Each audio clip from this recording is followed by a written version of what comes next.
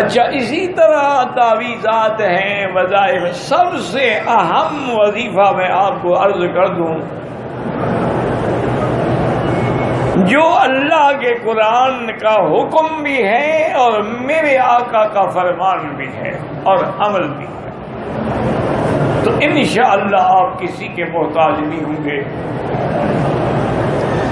اور وہ یہ ہے کہ جب بھی کوئی پریشانی ہو، مصیبت ہے، دکھ ہے، بیماری ہے، مقدمات ہیں، لڑائیاں ہیں، 2 رکعت خالص نیت سے نماز پڑھیں، صلاۃ الحاجہ۔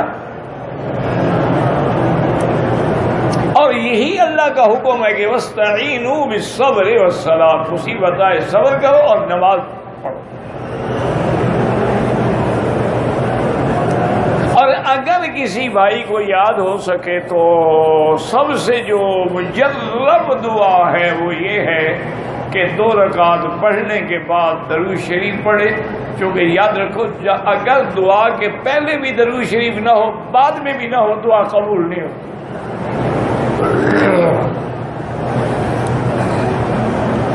درود شریف پڑھنے کے بعد اللہ کی حمد و ثنا بیان کریں۔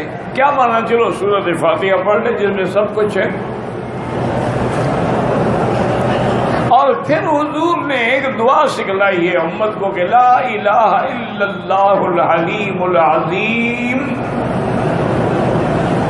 لا الہ الا اللہ رب العرش العظیم، لا الہ الا اللہ رب السماوات ورب الارض ورب العرش الکریم، اسألک موجبات رحمتک وعزائم مغفرتک والسلامۃ عن کل اثم والغنیمۃ عن کل بر۔ اور اگر یہ یاد نہ ہو تب بھی کوئی بات نہیں، کسی بھی زبان میں اللہ کو 2 رکعت پڑھنے کے بعد خالص اللہ کو پکارے۔